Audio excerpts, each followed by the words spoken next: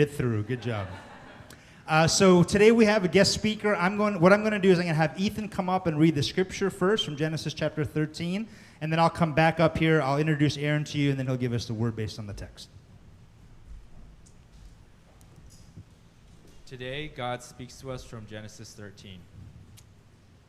So Abram went up from Egypt to the Negev, and his wife and everything he had, and Lot went with him. Abram had become very wealthy in livestock and in silver and gold. Now Lot, who was moving about with Abram, also had flocks and herds and tents. But the land could not support them while they stayed together, for their possessions were so great that they were not able to stay together. And quarreling arose among Abram's herders and Lot's. The Canaanites and Perizzites were also living in the land at that time. So Abram said to Lot, "Let's not have any quarreling between you and me, or between your herders and mine, for we are close relatives. Is not the whole land before you? Let's part company. If you go to the left, I'll go to the right. If you go to the right, I'll go to the left." Lot looked around and saw that the whole plain of the Jordan toward Zoar was well watered, like the garden of the Lord, like the land of Egypt. This was before the Lord destroyed Sodom and Gomorrah. So Lot chose for himself the whole plain of the Jordan and set out toward the east. The two men parted company. Abram lived in the land of Canaan, while Lot lived among the cities of the plain and pitched his tents near Sodom. The word of the Lord. Thanks, Ethan. So Aaron Chung is the founding pastor of Exilic Church, which meets down, is it like 37th and 7th, something like that, around there in Midtown. It's a great church that's grown a lot, and he had me preach there a couple of weeks ago, and so he's actually on sabbatical, but apparently guest preaching at other churches is restful for him, so we'll let him do that. But Aaron has been in the city for a long time, is a good friend of both myself and Pastor Justin. We've done a lot of hangouts on Justin's Terrace together, and so we're really honored to have him with us. So please welcome Aaron Chung as he gives us his word.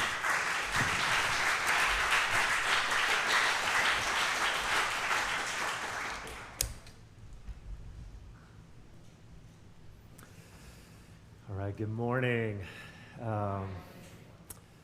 It is a joy and an honor to be here. I've been in this room multiple times for different occasions, Presbyterian meetings, academic cohorts, and other things like that, but it's my first time actually being in this space for Sunday worship.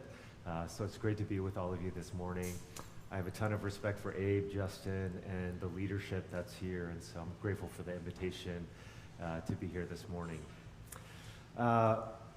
Way back in the Stone Age, when I emailed my wife to go on a date, and if you're laughing because I emailed her, I judge myself too for emailing her. You have to keep in mind, back then there were no dating apps, and texting on my LG chocolate, just to type the letter C, I would have to push the number 2 3 times. And so texting was really inconvenient back then, and so I emailed her. And so I said, would it be cool if we went on a date and we do a food crawl, we go to 3 different places, our stomachs would be full, our hearts would be full, it would be a great time. And so thankfully she says yes. And so I print out our itinerary on like 5 pages of MapQuest, and I have everything planned for us. And so when the day arrives for us to meet, it all of a sudden dawns on me that 2 out of the 3 restaurants are actually closed that day for whatever reason in the city that never sleeps. And so I'm thinking, oh, we're off to such a rocky start. It's not going to be a food crawl. It's just going to be one restaurant. And so we get to the restaurant, and to make matters even worse, we find out in the city that never sleeps that this restaurant, we get there at 6, it's closing at 7 p.m. And so I'm thinking, oh, this is going terribly. We have 1 hour for our first date. And so I go up to the owner, who's also the chef and the server, and it's a small Italian restaurant. And so I go up to her and I go, do you see that girl sitting over there? This is our first time here. What would be good to order? And so she goes, I got you.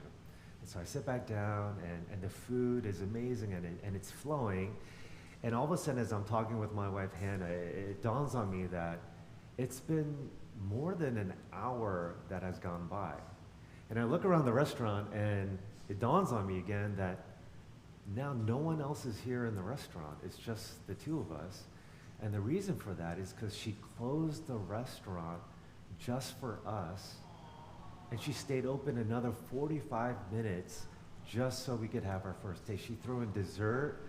She refused any tip. I came back to that same restaurant 2 years later with a bouquet of flowers behind my back, and I gave it to her, and I said, I don't know if you remember me, but do you see that girl sitting over there? It was partially because of you that I was able to marry her. And she starts bawling. She's a romantic Italian bawling.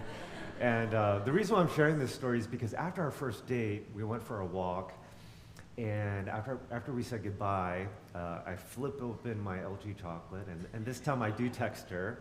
And it takes me 10 minutes, but I say, can we do this again? And thankfully she says yes. So we go on a couple more dates, and I say, hey, like, what are we, like, relationally? Are we just dating? Are we boyfriend, girlfriend? And then we go on a few more dates, and then I don't know if people use this phrase anymore, but we DTR, we define the relationship again, just to make things crystal clear. Like, what are we? Are we exclusive? Are we boyfriend? Are we girlfriend? What are we doing here? The topic that I want to talk about today is a topic that I have actually never heard a sermon on before.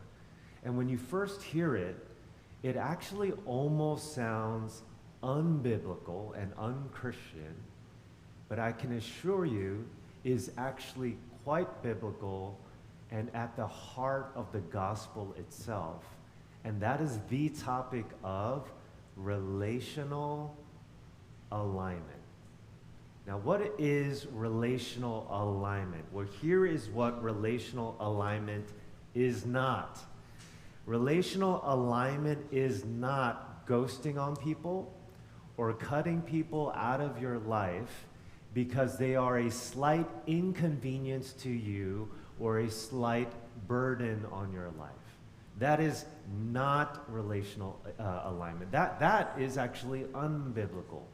And so to be crystal clear, friction in your relationships actually increases your capacity for relational intelligence. It doesn't decrease it. Nor is relational alignment, nor does it mean that you have to be BFF with everyone because we are all a spiritual family. That is not what relational alignment means. Unconditional love does not mean you have unconditional access to my life. So what does relational alignment mean? It is the ongoing practice of putting people into the right categories so it doesn't create ambiguity, unhealthy attachments, or misplaced expectations, but rather it creates clarity, healthy attachments, and the right kinds of expectations. Or to put it another way, it is the ongoing practice of DTRing all of your relationships in your relational ecosystem. And you see this all throughout Scripture. Even the concept of leaving and cleaving when you get married. What is that but relational alignment? When you look at the book of Proverbs and it says, avoid a gossip, or bad company corrupts good character. What is that but relational alignment? Think about the gospel itself. We have something called heaven and hell. In Romans 8, we're called enemies, but now we are friends and children of God. What is this but boundaries and relational alignment? And so what does this mean for us then, this concept of relational alignment, mean for us on a day-to-day, realistic level? Well, on the next slide, I want to give you a picture of Jesus' relational orbit. Jesus had the crowds and the multitude on the outer periphery. He had the 72 that were appointed in Luke chapter 10. Of course, he had the 12 disciples. And then he has the inner three, Peter, James, and John. Jesus, who had the highest relational intelligence out of any human that has ever lived, he knew that not everyone in the crowd belonged in his core. And not everyone in his core belonged in his crowd. And similarly, I would say, you have a relational orbit. For example, on the next slide, you have the family orbit. And so this consists of parent-child dynamics, siblings, aunts, uncles, cousins, grandparents, and in-laws. You have your inner circle of friends. You have an outer circle of friends. You have acquaintances. You have romantic partners. And even there's layers, right? They're dating, fiancé, married. You have professional relationships, boss-employee, clients and customers, business partners, your coworkers on staff. You have mentors, mentees, counselors, therapists. You have online relationships. You have community relationships in the church, in schools, at the gym, with sports. And of course, your most important relationship that you have is foundationally your relationship vertically with God. These are just some of the relationships that you have in your ecosystem. And when you list them out like this, it's easy to understand how certain people in your relational ecosystem might be misplaced. Whether it's a platonic relationship, one person thinks it's romantic, you don't think it's romantic. Maybe you grew up with some friends in the past, but you don't know what to do with them in the present. And the only thing that ties you together is your history and memories, but they don't feel like they're a part of your future. Maybe you moved to New York recently, you joined this community, and you're wondering, who do I want in the crowd to be a part of my core? Cambridge Dictionary's word of the year last year, do you know what it was? Cambridge Dictionary's word of the year last year was parasocial relationships. You know what a parasocial relationship is? It is a one-sided psychological bond where a media user, that's you and me, invests emotional energy, time, and interest in a public figure who is totally unaware of your existence. This is all of us with Jalen Brunson, right? We have a parasocial, he is totally unaware of us. But what happens when Jalen Brunson decides to join LeBron in Philadelphia? What happens when Jalen Brunson decides to join the Boston Celtics? What happens when your favorite influencer is canceled? What happens when the pastor's sermons you like to listen to, he or she is canceled? How do you relationally align them now? And so the reason why this topic of relational alignment is so important is when we fail to align people in the right categories, people get hurt. Misplaced people will produce misplaced expectations. Misplaced expectations will lead to frustration, bitterness, and a silent resentment. Proper alignment, on the other hand, is the key to avoiding all of these unintended consequences of not stewarding your relationships well. So I just want you to pivot for a moment and think about your own life. Think about your own orbit, your family, friends, partners, coworkers. Are there some people in your orbit right now that are misplaced, that are in this category, but they should be now moved to that category? Is there any confusion, blurriness, a change in the relationship dynamic that has taken place? Are there people in your life that require boundaries? Are there some people in your life where the boundaries should be lifted because they finally earned your trust? And here in this story, we read about Uncle Abram and his nephew Lot. And Uncle Abram and his nephew Lot, they're facing some friction in their relationship. His tribe and his tribe, they are not getting along anymore. And what we see here is relational alignment. So take a look with me again at verses 1 and 2 where it says this. So Abram went up from Egypt, he and his wife, and all that he had, and Lot with them, into the Negev. Now Abram was very rich in livestock, in silver and in gold, and Lot, who went with Abram, also had flocks and herds and tents, so that the land could not support both of them dwelling together, for their possessions were so great that they could not dwell together. And there was strife between the herdsmen of Abram's livestock and the herdsmen of Lot's livestock. So just to put this chapter into context a little bit more, Abraham and all of his people and possessions migrate to Egypt because of a severe famine that has taken place. But even in the midst of the severe famine, God blesses Abram abundantly with people, possessions, and livestock. But because of some particular sin issues on Abram's end, he is exiled out of Egypt. And so he and all of his possessions, including Lot and all of his possessions, are forced to go back on the road. And just as a side note, whether it's Abraham, Adam and Eve being exiled east of Eden, the deportation to Babylon, in the New Testament, God's people are referred to as aliens, strangers, sojourners, and exiles. Perpetually, what we see throughout Scripture is that God's people are always on the road. They are tribalists without a home.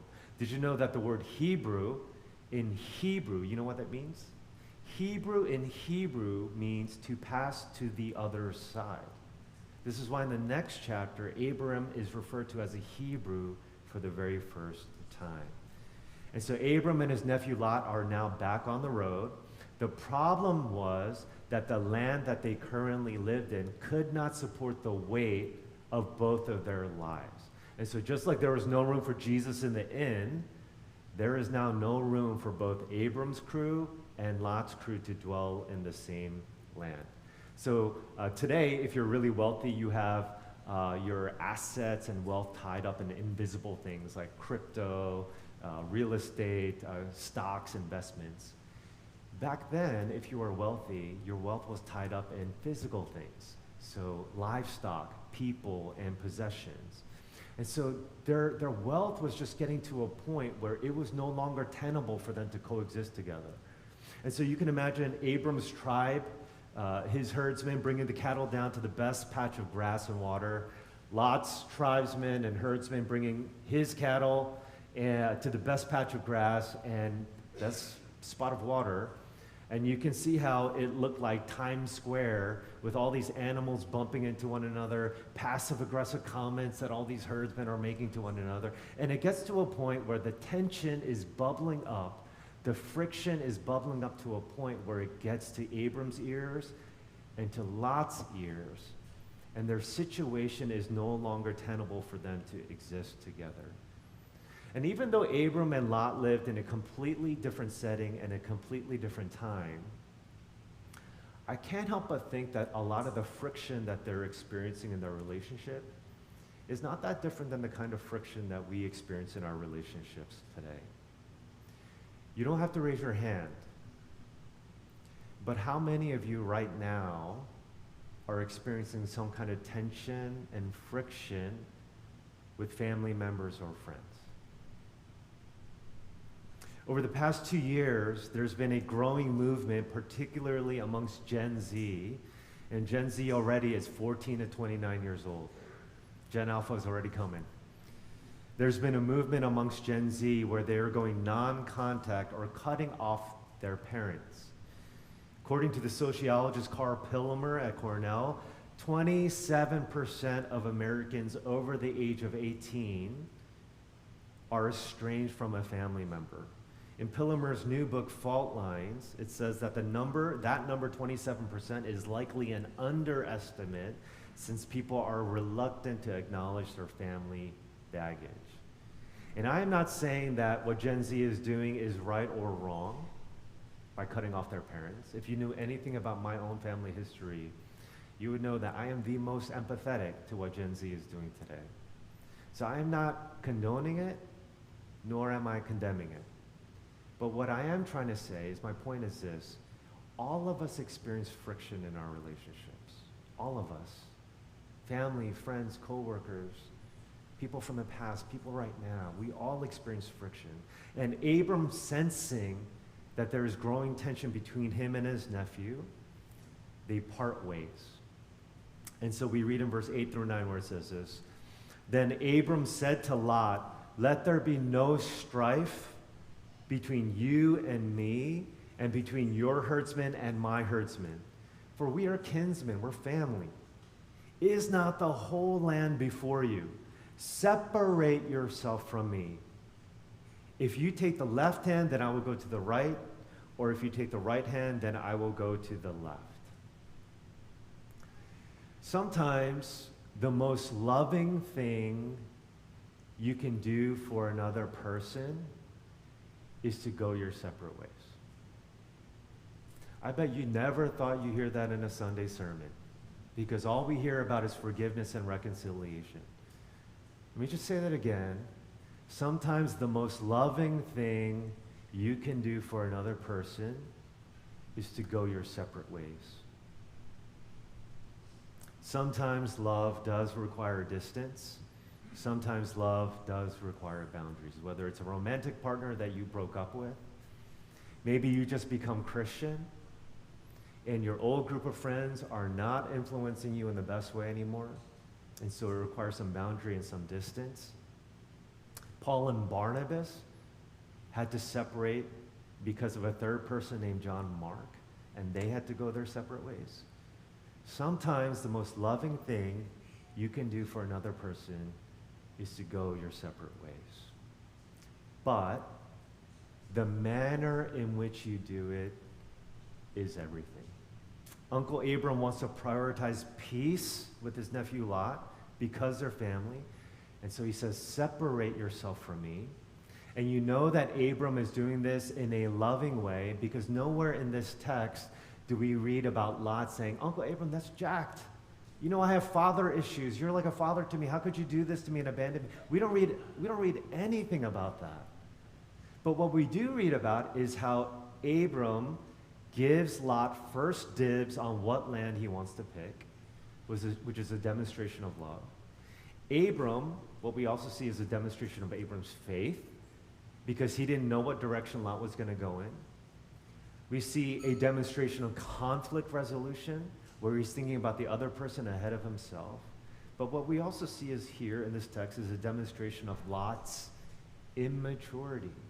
If you take a look at verses 10 through 12, it says this, and Lot lifted up his eyes and saw that the Jordan Valley was well watered everywhere, like, hold this phrase, the garden of the Lord, like the land of Egypt, in the direction of Zoar. This was before the Lord destroyed Sodom and Gomorrah.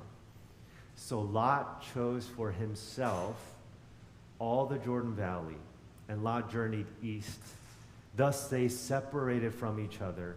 Abram settled in the land of Canaan, while Lot settled among the cities of the valley and moved his tent as far as Sodom. When Lot lifts up his eyes and he saw that the Jordan Valley looked like the garden of the Lord, or the Garden of Eden, he could have given it to his uncle, but that paradise was too tantalizing for him. And in many ways, we are actually not that different from Lot. At the end of the day, the reason why we pursue anything that we pursue is because we want to experience heaven on earth. This is what Lot was after: money, power, sex, comfort, fame. These are all the things that we are after as well. I was working on a paper a long time ago, and I stumbled upon this quote from J.R.R. Tolkien, which is not found in any of his books, but it is found in a letter that he wrote to his son Christopher, and I just wanted to share it with you.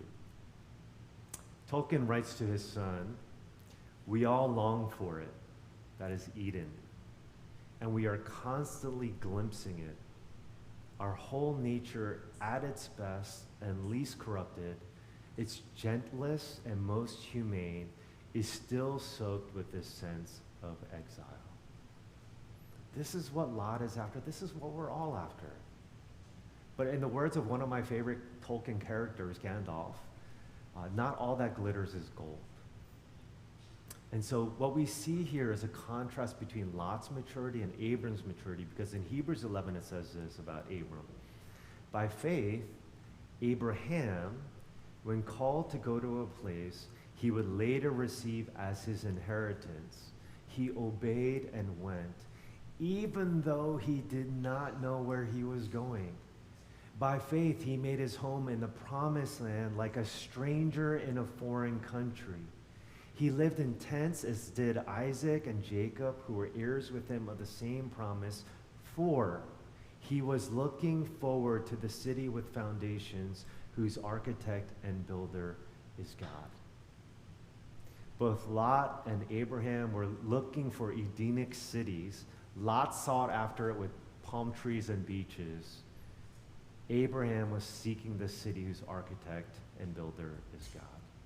And so they go their separate ways.